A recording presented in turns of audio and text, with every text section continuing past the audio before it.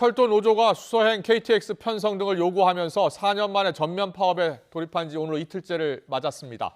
오전 9시 기준 열차 운행률은 평시 대비 79.3%로 어제 오후보다는 다소 늘었습니다.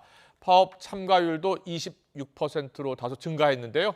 수도권 광역 전철을 포함한 일부 열차가 감축 운행되면서 시민 불편도 이어질 전망입니다.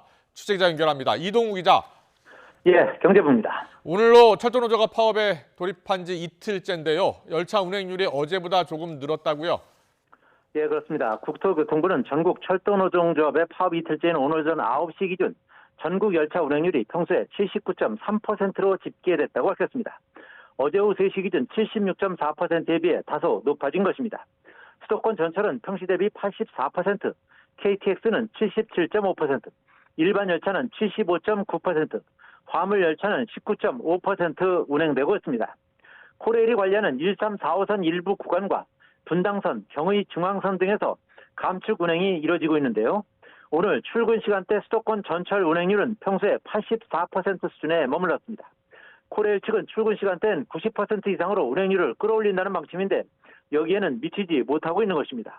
이틀차 철도노조의 파업 참가율은 26%로 집계됐습니다.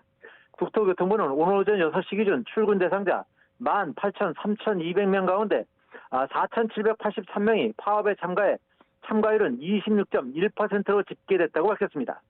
파업 첫째 날인 어제 참가율 21.7%보다 늘었고 4년 전 파업 첫날 참가율 22.8%보다도 높은 수준입니다.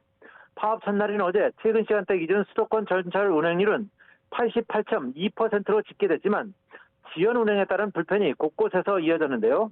철도 파업이 이어지는 동안 시민들의 출퇴근길 혼란도 불가피할 것으로 예상됩니다. 네, 오늘 새벽 4호선에서는 사고가 났기 때문에 일부 구간 운행이 중단되기도 했죠? 예, 그렇습니다. 오늘 새벽 3시 50분쯤 수도권 광역전철 4호선에서 선로 보수 장비인 모터카가 열차 궤도를 벗어났습니다. 이 사고로 4호선 하행선 범기역에서 금정역 사이 구간 운행이 한때 중단됐다가 4시간 40분 만인 아침 8시 반쯤 재개됐습니다. 범기역 관계자 얘기 들어보시겠습니다.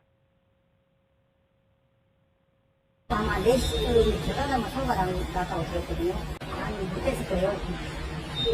제가 20분 지났는데 그때 바로 재개됐거든요.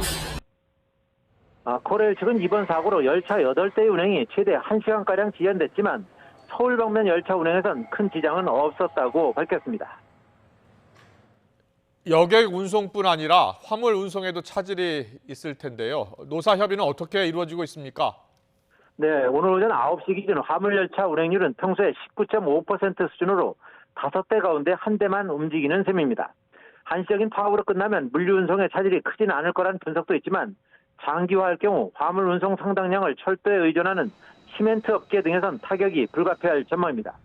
실제로 화물열차 운행이 줄면서 시멘트 운송량이 평소에 5분의 1 수준으로 줄어든 것으로 나타났습니다. 한국시멘트협회는 입장문을 내고 철도노조 파업으로 시멘트 운송량이 평소에 20% 수준까지 떨어졌다며 파업 등 비상사태 발생 시 파업 기간과 상관없이 철도 운송을 통한 시멘트 공급 차질은 불가피한 상황이라고 밝혔습니다.